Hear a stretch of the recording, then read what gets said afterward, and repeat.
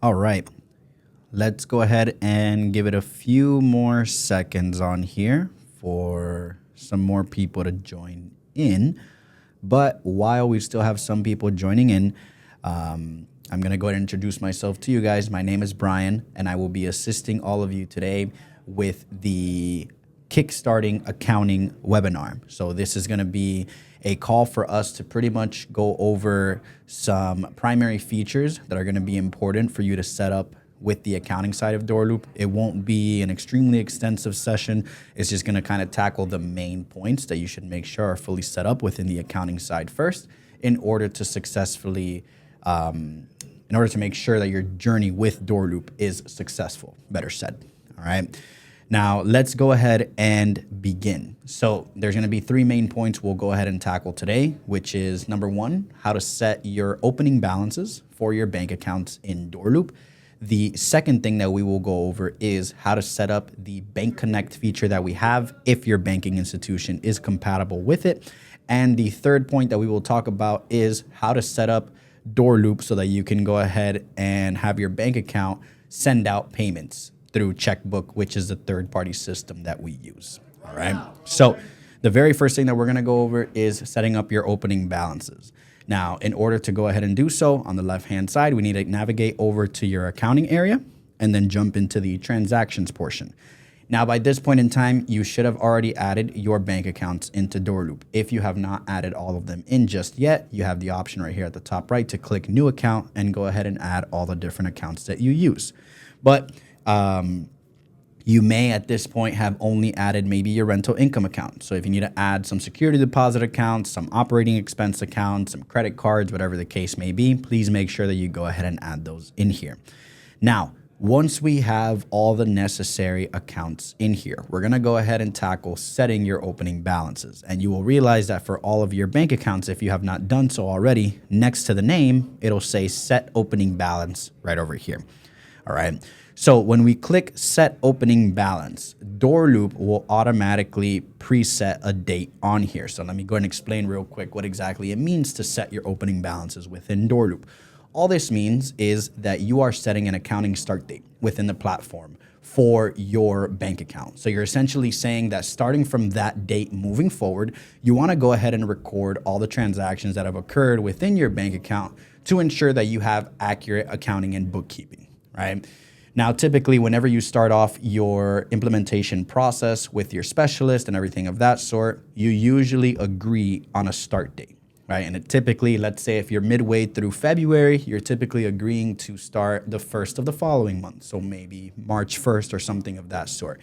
You can go ahead and select your accounting start date to be whatever you'd like. So if you want it to be the first of the following month, which is what we typically recommend the most, just because it's the easiest way to go about it, you can. If you want to backdate a little bit to make sure that you have transactions from the past month as well, you also can. Just keep in mind that we do not assist with backdating information on here, but we can tell you pretty much what steps you need to take in order to successfully backdate.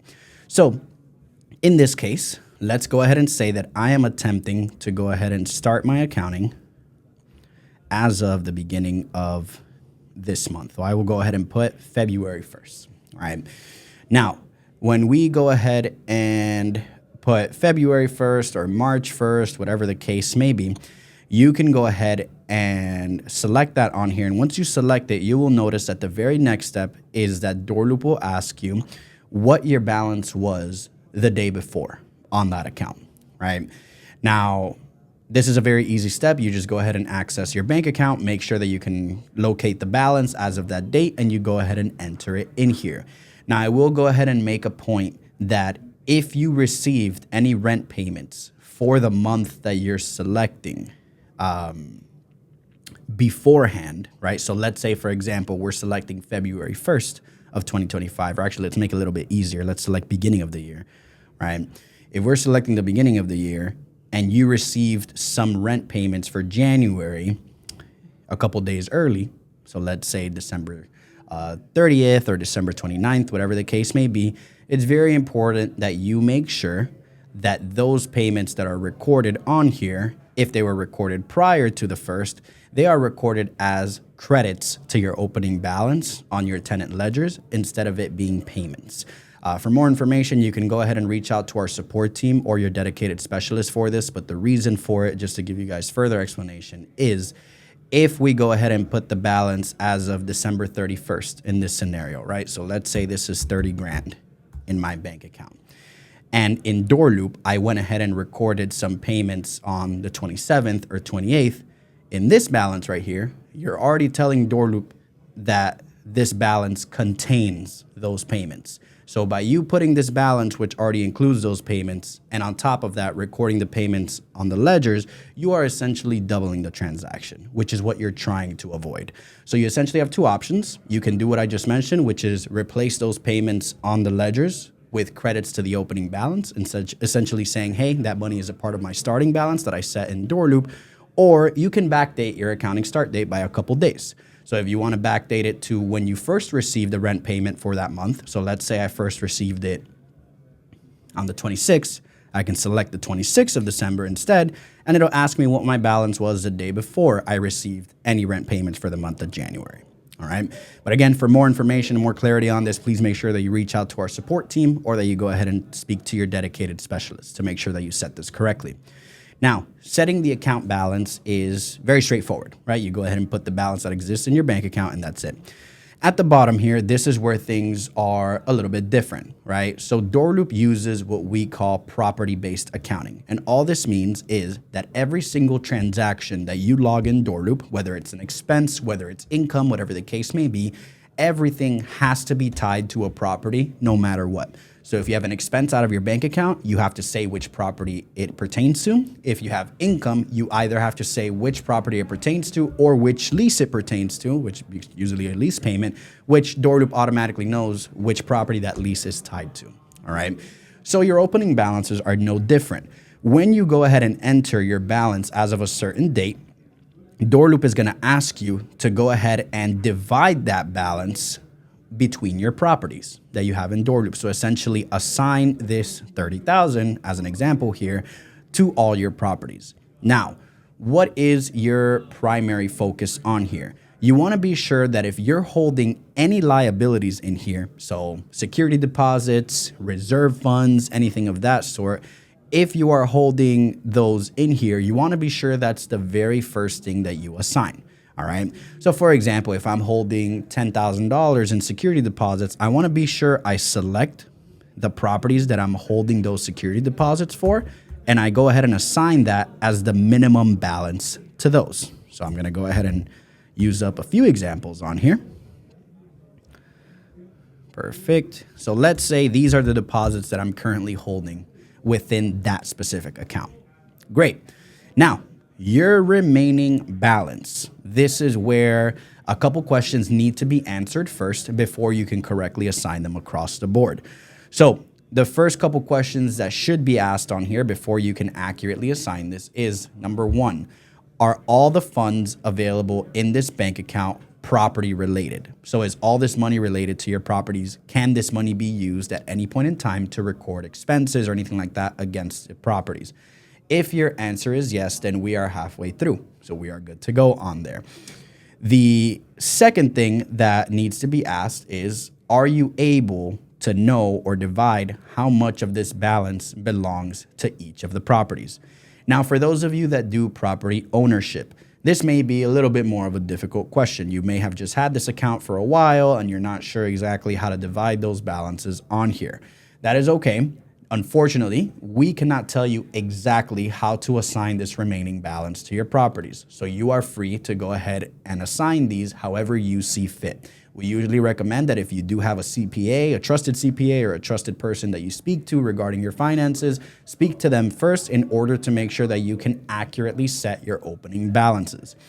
Now, for those of you that do property management, it's very likely that if you have an account that has additional funds, and that money doesn't pertain to any of the properties you're managing, or better said, it doesn't belong to any of the owners or any of the tenants, then it's very likely that the funds that exist in this account are probably related to your business, right? They may be management fees that you've had in there, or just business funds that you've had in there overall. If that is the case, then technically speaking, this is not money that pertains to the properties that you have in DoorLoop, right? But in order to accurately record them, we do have a workaround that you can use. And that workaround would be for you to go ahead and add an additional property into DoorLoop and name it after your business instead. And this will act as a business property. So for example, if the remaining money in my account on here is just money that I've put in there to have available, or management fees that have been sitting there, whatever the case may be, if it's funds relating to my business, instead of it belonging to any of the owners, all right, or any of the properties that I have in DoorLoop, then you would go ahead first, outside of this menu, add another property, and you can put the address to be your office address or your home address. It doesn't matter. Your tenants will not see this. And you can go ahead and rename it. So I have an example on here where if I scroll down, I can see the business property that I've added in here. And I've named it DoorLoop Business LLC. All right. And I can assign the remaining funds to that. Again, this is exclusively if you have funds that exist within your bank account that are not related to your properties whatsoever, and you still want to account for them. All right. If you have a situation as a property owner mainly, or a property manager or anything of that sort, where you have funds in your bank account but you don't want to account for them within DoorLoop, then you don't have to accurately set your opening balances. The main thing you want to be sure of is that you put your minimum balance to be the security deposits or liabilities that you're holding across the board, and you can click save at the bottom. But just know that if you don't include the entire balance and you don't account for everything within your bank account, then your starting balance will not match your actual bank account balance, and therefore your balances within DoorLoop and your balances to your bank account will never match. So you will never be able to successfully reconcile. All right. So please be sure that you set up your starting balances correctly within DoorLoop to ensure that down the line you can continue to reconcile and have accurate reporting on here. All right. Now, after you have gone ahead and set your opening balances the way that they should be, when you click save, you will now have the option on the right-hand side to click import transactions. I would heavily recommend for everybody to go ahead and attempt to use this feature. I will let you know that it's not a necessary feature for you to be able to use the accounting side of DoorLoop, but it will make your life easier. So if you click import transactions on here, the very first menu you're gonna get is this right here. It'll say connect your accounts. And as a matter of fact, let me go ahead and use another account on here if you guys don't mind. Let me find the main one. I think it was this one. Let me use this one. So let me just go ahead and bypass this real quick so I can make sure I'm selecting the correct account. And there's a reason why I swapped this over. My apologies, guys. Give me 1 second on here. Okay. So I'm going to go ahead and use this one just for the sake of today's call. So we're going to click import transactions, and you're going to get this menu that says connect your accounts. So when you click connect account, it'll open up Plaid, which is a third-party system that we use to link your bank account to DoorLoop. So when you click continue on here, it'll first ask you for a phone number. Please go ahead and make sure that you enter your phone number, and it'll send you a verification code. And then afterwards, it'll let you continue. Now on here, the following page is going to show you a list of banking institutions. If you don't see yours immediately pop up, that's okay. Just use this search bar to try to find your banking institution. This is how you can find out whether your banking institution is compatible or not with this feature. So for the sake of today's example, I'll go ahead and, use a very common banking institution, which is Chase. All right.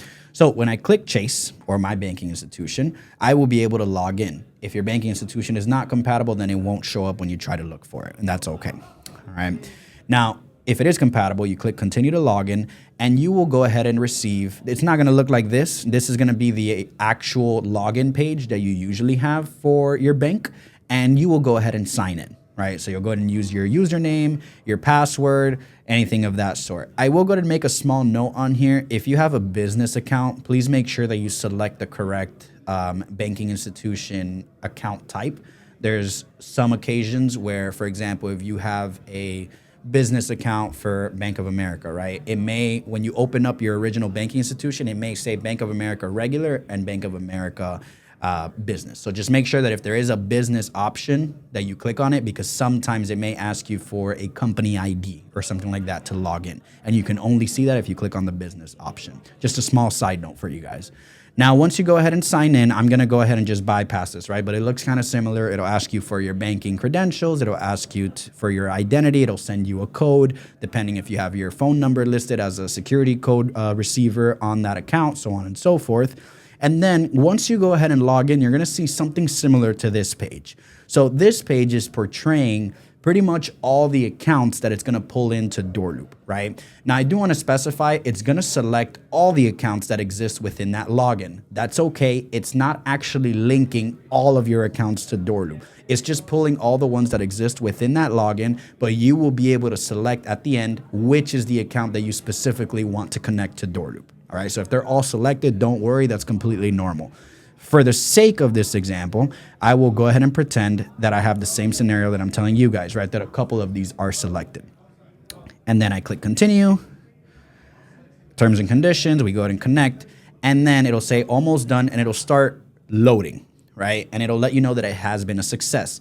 Now, once it has been a success, I didn't put my phone number on here, so that's why it's putting that, but for you guys, it won't show this step. Or actually, I can show you an example as to what it'll look like, right? So when I click import transactions on here, excuse me, it's asking me to log all the way back in. Give me 1 second. There we go. When I click import transactions on here, there we go.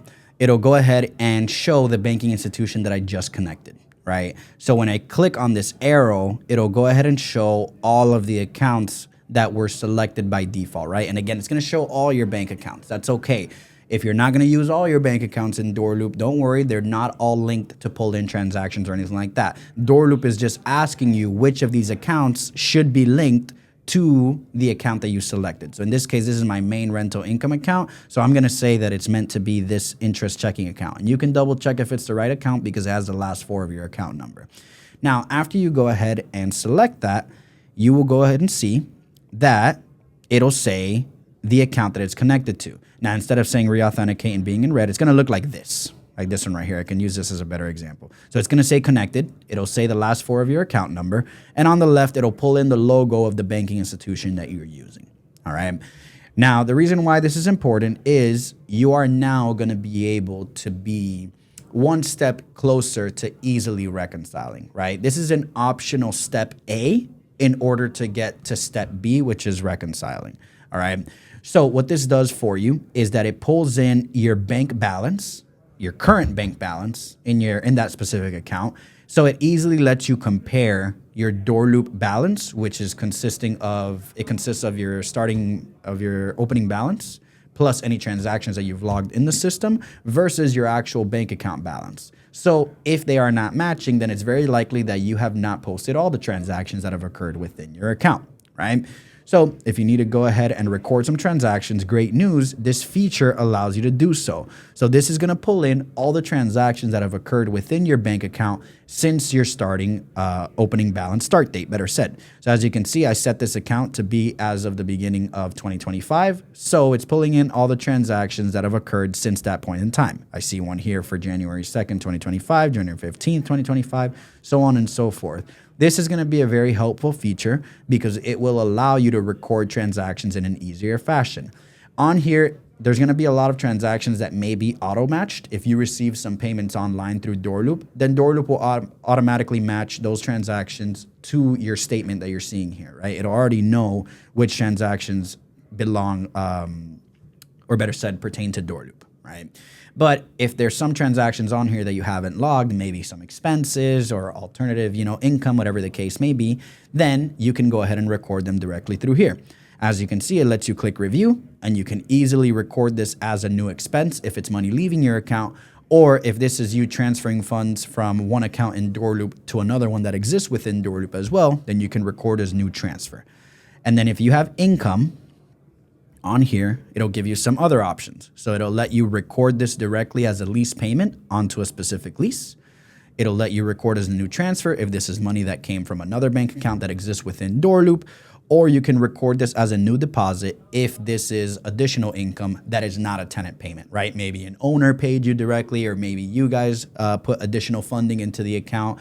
whatever the case may be, this is what this is for. So this will allow you to record your transactions with half the work done, right? Because without this feature, you can still successfully input all your transactions. You would just have to have your bank statement next to you and manually record those in DoorLoop, right? But this does have to work for you because it knows the date when the transaction occurred, it knows the amount that it was for, and of course it's right in front of you. So you can just click review, and the only thing you have to do is make sure that you categorize it correctly. So you select the right property, the right category, so on and so forth. All right. So this will be a very useful for you to go ahead and do your accounting. And again, if you want a little bit more information on this, main things to note, right? If this is money leaving your account and you're recording an expense, right here, when you click on the category, please be sure that you select the right category of accounts. So this is your chart of accounts. You want to be sure you scroll down a little bit until you reach your expense category and you select an account from here. If for whatever reason none of these match the accurate categorization of your expense, then you can scroll up to the top of the expense list and create a new account and name it whatever you'd like instead. Following that, as I mentioned earlier, this is property-based accounting. So every transaction that you log has to be tied to a property no matter what. If this is a business expense or something like that, and you added that business property that I was referring to in order to continue having your balances match, then you can always tie it to your business property instead. But again, this is a very one-off scenario. It's not always the case. If you're transferring funds from this account to another account, then you would just select which bank account under asset these funds went towards. All right. And then if you have income, you're going to have a few different options. So again, if it's record as lease payment, you can go ahead and select which lease that payment is for if you have not logged it already. If you have logged it, then it's very likely it will auto match. If it does not auto match and you know for a fact that you have recorded a payment on the lease, then you can always click match to an existing transaction on the right and locate the transaction that matches up to that amount that hit your account. The other option you'll have is record as new transfer. So similar to the previous one, you select which bank account those funds came from, or you have record as new deposit. So this is if it's not a tenant payment and instead it's an owner paying you. Maybe it's an owner contribution, right? Maybe they're paying you because their property is currently vacant. Or again, you guys are putting money into the account. If you have scenarios like that, it's very likely that you are recording an owner contribution, right? So if you scroll down a little bit under asset, you have equity, and under equity, you have owner contribution. So you can go ahead and select that as a category. Now, if this is your property generating additional income, so if you're a property owner, right, and you have an apartment complex and you have a laundry machine that's generating revenue over time for your property, and this is the payout for that laundry machine or something of that sort, then at that point, that is revenue, right? Your properties are generating that money. So if you scroll down, you want to make sure you select an account that's under the revenue category instead, all right? But again, it just depends on selecting the right category when you're recording these sorts of income. And again, as always, you always have to tie it to a property, no matter what, all right? That is your Bank Connect feature. And then the final part that we're going to talk about today is how to set up your outgoing payments. So how to use DoorLoop to set up Checkbook in order to send out payments to owners, vendors, tenants, whatever the case may be. So if you are looking to use this feature, the very first step that needs to be completed before you can go ahead and set this up is to set up your bank account to receive online payments. So you need to apply for a merchant account. The way that you would do that is you click on incoming payments and you go to merchant account setup and you go ahead and apply for the merchant account. All right, so please be sure that you go ahead and do so. It's very likely that your implementation specialist has already pushed you to do so. So please make sure that you complete this in order to make your journey with DoorLoop even more of a success. Now, once you've gone ahead and done so, when you go to outgoing payments, you can click either start your payment account setup on here, or you can jump into payment account setup. You will see a list of all your accounts. And for those that do have a merchant account fully approved, just like this one, you can click connect. There we go.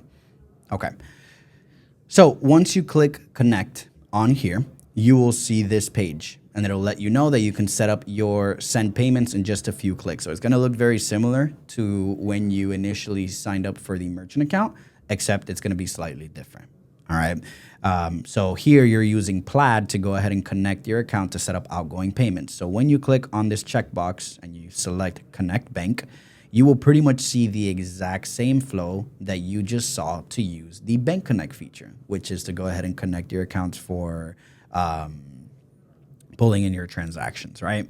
So when you click continue on here, you go ahead and do the exact same thing, and it'll ask you if you want to instantly verify your bank account or if you want to manually verify your account.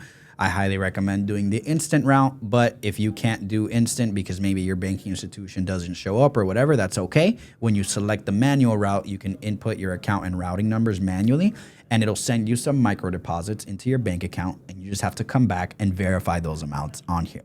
All right. So when we click instant on here, I will go ahead and just select an institution on here. Continue to log in. Again, you'll get the same kind of flow that you saw earlier. So let me go ahead and make sure that I'm doing the right thing here. So it'll say that you have successfully connected your account. And now it's letting you know. It'll let you know that it has been a success or not. In my case, I just have a fake bank account tied to DoorLoop. But on here, instead of saying bank account mismatch, it'll say that your bank account has been connected. All right. This is just an issue that I have because I have a test account with DoorLoop.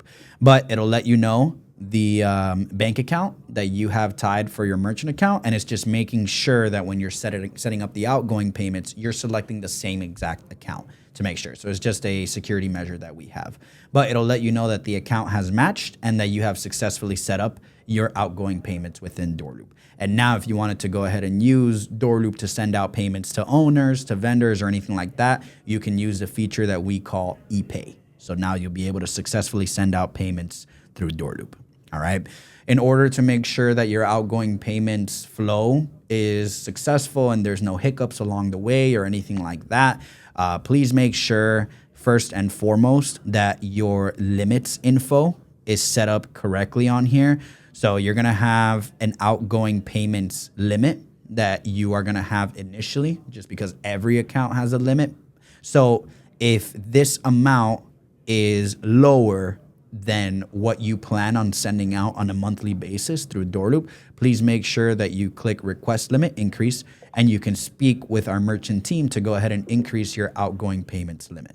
All right. Now, once you set your limits correctly, then the other thing you want to make sure of that's set up correctly to ensure that you have no issues or hiccups when sending out payments is going to be to click on people and you click on owners. So for example, if I have a couple owners on here that I plan on paying out through DoorLoop, you want to be sure that on the right, you click on the three dots, you click edit, and then on the left, you have outgoing payments. So you want to be sure that you enable this toggle that says enable send payments for this owner. And then if you plan on using the ACH feature through DoorLoop to send out payments, which is $1 per owner or vendor, whatever, just make sure you have a billing email on here for them. All right. Just to provide a bit more clarity, please make sure that the email for your owner or vendor, whatever the case may be, is not the same as one that you may have for one of your users within DoorLoop. If you have the same email for a user and for an owner, or for a user and a vendor, it will not let you proceed with setting that same email. Or if it does, it may not actually send out the payment when the time comes. It's just a security measure that we have in place. So please make sure that there is a specific email to that owner, to that vendor, that's different from your users in here. All right. So that's all you have to do to make sure, and of course have contact info for them. That's all you have to do to make sure that payments can be sent out successfully to your owners and vendors. So that process that I just did, just make sure you do it across the board for all of them. If you don't want to do it initially, you don't have to. When you're about to send out payments to your owners or vendors, you're going to have a little menu that'll show you all the payments you're attempting to send out. And it'll ask you to add their information at that point in time. So you can either do it now or when you're about to send out a payment to them. All right. But that is pretty much it to kickstart your accounting and make sure that you set up things correctly. So we went over setting your starting balances. We went over linking the Bank Connect feature, and we went over setting up your outgoing payments and some steps in order to prevent any sort of hiccups or any delays with sending out payments to your owners, vendors, or tenants within DoorLoop. All right. We will open up the floor for the next 5 to 10 minutes for any sort of questions that you guys may have. All right.